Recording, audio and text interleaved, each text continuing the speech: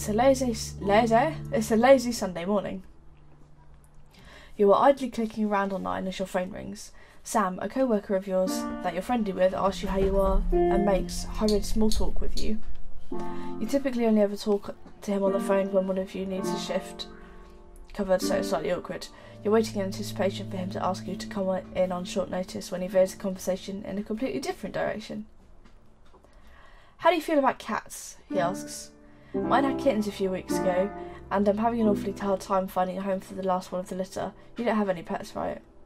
It takes you a moment to process this new information, and you're caught off guard as he begins to earnestly try to sell you on the idea of taking the last kitten off his hands. It's not something you had specifically considered before, and he seems fairly insistent. She's a real sweetheart, really loves people. She's got all her shots already taken care of, and the vet says she's healthy as a horse. I can bring her over by your place tonight if you're interested. You look around your apartment and try to picture a cat in it as he continues to tell you about how cute she is. You tell him that this is all kind of a sudden, that you don't have anything for the kitten set up here.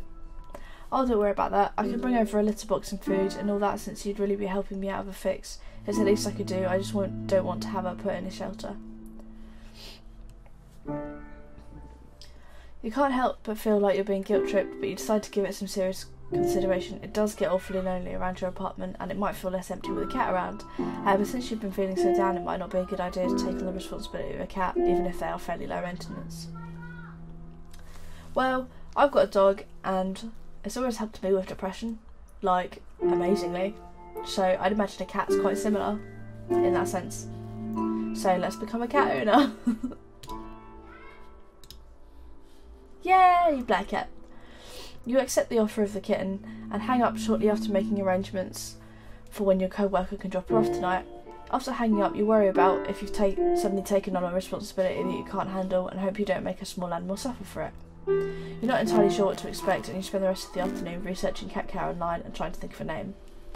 The evening rolls around and you hear a knock at your door, startling you out of reading Wikipedia too hard. You take possession of a small terrified black and white kitten and a carrier, along with everything you need to start taking care of her. You take her into a bedroom, close the door and open the door to the carrier.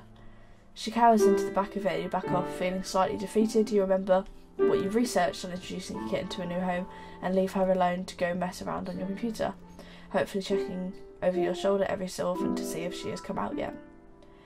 She hides inside her carrier, periodically making sorrowful cat howls, long enough for you to start worrying that she already doesn't like you, but by the time you go to bed she's curled up at the foot of it, eyeing you nervously before falling asleep. Over the next few days you gain her trust and she begins affectionately following you around, sleeping on you and hopping up on you anytime you sit down to do some work. Okay. It's late Friday afternoon and quitting time is just around the corner. A bright clear day is giving way to a still temperate evening. You can hear your co-workers all around you anxiously making plans for their evenings and weekends. But you're really looking forward to just going home and resisting after what's turned out to be a very long and taxing work week. Just before the end of your shift you get a call from Alex. A group of your mutual friends are heading out to a nearby pub for dinner and drinks to celebrate the end of the week, and they want to know if you'd like to come along. You tentatively tell her that you're emotionally exhausted from the work week and a social outing like that would just take too much out of you today. You encourage her to go out and have a good time since you know it's been a while since she's gone out with friends, but the effort feels futile since you know that she isn't going to go without you. A couple of hours later, the two of you find yourselves in a familiar position, on the couch, watching comedy shows on Netflix, a box of pizza open on the coffee table. Sounds good, I'm up for that. In front of you. As you look across the couch at her, you start to feel anxious. You feel bad about effectively forcing the two of you to stay in tonight again. While you always appreciative of your partner's efforts to take your feelings into account and help make sure that you're socially comfortable, you sincerely worry that you're holding her back from enjoying a more fulfilling relationship. While she does seem to enjoy spending time with you, as the two of you sit in comfortable, almost contented silence watching old shows you've seen 2 or 3 times before, your ever-increasing fear that your relationship is becoming one-sided weighs more and more heavily on you. You feel more than ever like a burden or a reward to her, and it's virtually impossible for you to see what value you could possibly offer her in return. Worst of all, this nagging fear has made you feel more self-conscious than ever, withdrawing ever inwards, and you've started to pull away even from Alex herself.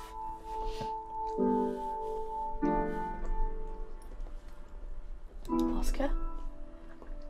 You look over at Alex, who hasn't noticed you watching her yet, and you try to pass the expression on her face. You worry that it's one of sheer boredom and bare tolerance. You wonder if she's thinking about all the fun things she could have been doing tonight if she wasn't trapped on this couch with you.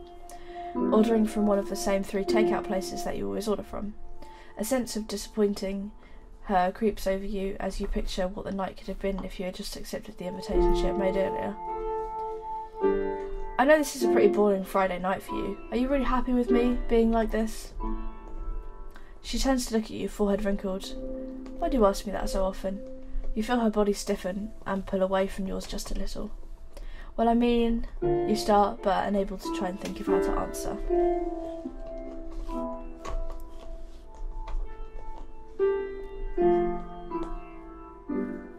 Say, I get kind of worried that you're getting bored sometimes. Alex sighs. Look, if it was that case, I would let you know. I don't think you're boring. You're more of a homebody than I am. I'm learning how to deal with that. Deal with it, you think, repeating it in your mind? Does she see you as a problem to be dealt with?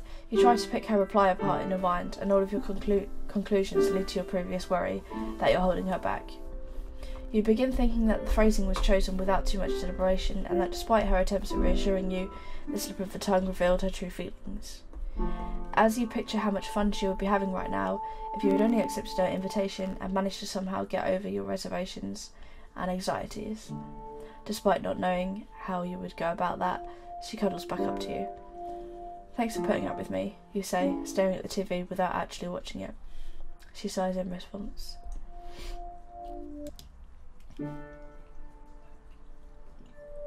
It's a breezy Sunday afternoon. You've allowed Amanda, an old friend from school that is in town for the weekend, to talk you into leaving the house for coffee and catch up. You meet her in a small cafe and talk about what you've been up to since you've last seen each other, and you can't help but feel like they are a lot more accomplished and interesting than you are while listening to them talk about their life after school. When it's your turn to brief them on your activities, you feel anxious and ashamed and give a very abbreviated version. You try to talk about your job as little as possible, and you feel incredibly boring while you describe it, despite her expressing sincere interest in you and your life. Amanda has known you long enough to read your mood and tone of voice. She leans in to ask a question while gently touching your hand, a look of genuine concern on her face. What's wrong? Do you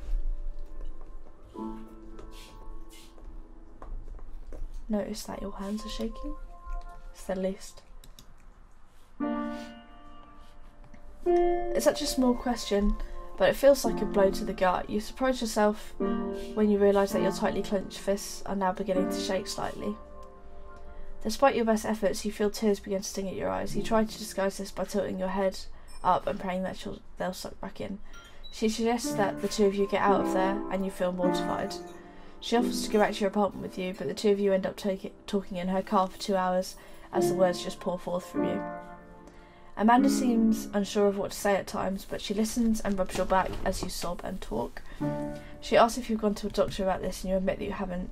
She mentions that her mother is seeing a very good therapist in town and offers to ask her about it. You're not thrilled about the idea of going to a therapist, and even less thrilled about that Amanda might be telling someone about your problems, but she persists and tells you she'll email you the doctor's contact information later in the week.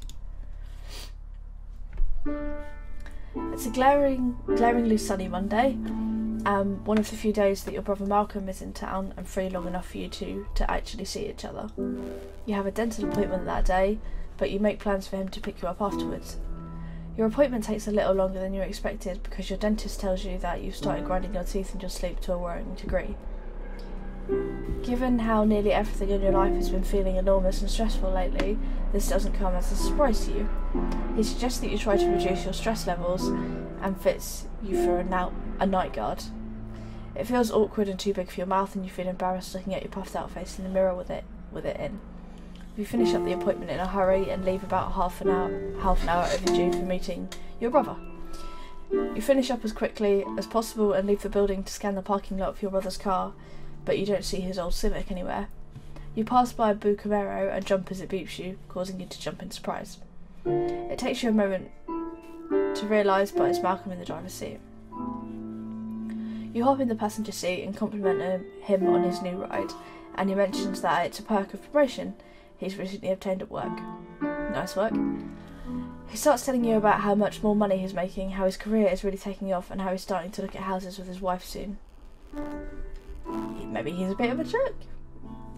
You clutch the bag containing the night guard in your hand and feel yourself clench your teeth as you think of your crummy apartment and how long it's been since you've been able to take a day off work without having to worry about making ends meet. He's only 2 years older than you, but it feels like he's eons ahead of you in every other aspect of your lives. So, he asks, how did your appointment go? Did you get drilled full of holes or what?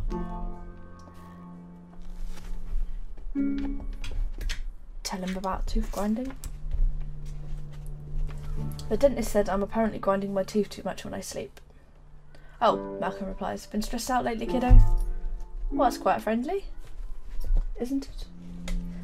Deciding that you don't really want to go into it, you tell him that you don't think that that's the case and it's probably just a random thing. He doesn't pry farther and instead begins reminiscing with you about the time you chipped a baby tooth because he accidentally knocked you over once. You go out for dinner and catch up on things, but you still feel somewhat distracted by the annoying anxiety in the back of your mind. Though you enjoy your brother's company, you still feel that you want nothing more than to go home and hide from the world tonight. It becomes hard for you to try and stuff all your horrible feelings down and go emotionless when someone like the dentist can see a fraction of what goes on inside your head. It leaves you feeling embarrassed and weak, and you hate yourself for feeling that way. You wonder if you're really fooling anyone into thinking you're a normal person, and then you wonder if your brother knows and is hanging out with you out of pity tonight. After he drops you back at your apartment, you throw the night guard out. You can't even stand to look at the thing. Well, what was the point? It's a dry Sunday morning. You grab your morning coffee and scoot your rapidly growing kitten off your office chair and, despite her protest, sit down at your desk to check your email. A new message pops up in your inbox almost as soon as you do. It's from Amanda, and you remember your meeting in the cafe and awkwardly bring up your feelings to her. Hey buddy. Hey, sorry it's been a few weeks. I meant to get this to you sooner, but it took a while for me to get hold of my folks back home. Dad told me to say hi, by the way. Anyway, I remember what we talked about last time I saw you, and I hope you weren't insulted, but I asked my mum for the number for her therapist. Don't worry, I didn't tell her who it was for. I think she's worried about me now, though. Anyway, the number is 647-723-5274. It's a really good offer, so you should look into it. Talking to someone never hurts. If you're worried about money, don't be. They're one of the few that has a really good sliding scale fee system and won't charge you what you can't afford. I hope you're feeling better. It was really nice to see you again. It's still early enough that you could call and make an appointment today. Your kitten curls up in your lap as you consider what to do.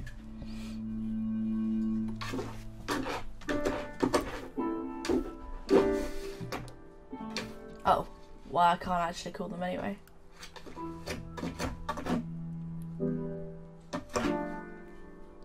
Sleep on it then?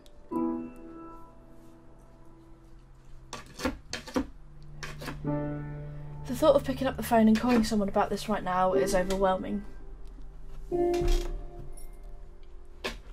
Sure, you're having a hard time lately and have motivation issues, but are you really in need of therapy? Shouldn't you be able to just get over it yourself? What if they put you on medication that makes you feel like a zombie? What if you go and the therapist looks down on you? What will Alex think about this? My dog is making fun times with toys. Trying to think about all these things at once makes it feel like a very big deal, and you decide to take your time to think on it. The rest of the day passes quickly, and that night you have a hard time trying to sleep because your brain is too busy thinking about all these things and imagining all of the ways it could go horribly wrong. The next morning you check your email again with blurry eyes and a mewing kitten. Amanda's email is still there, seemingly waiting for you. You are no more decided than you were yesterday. Let's call.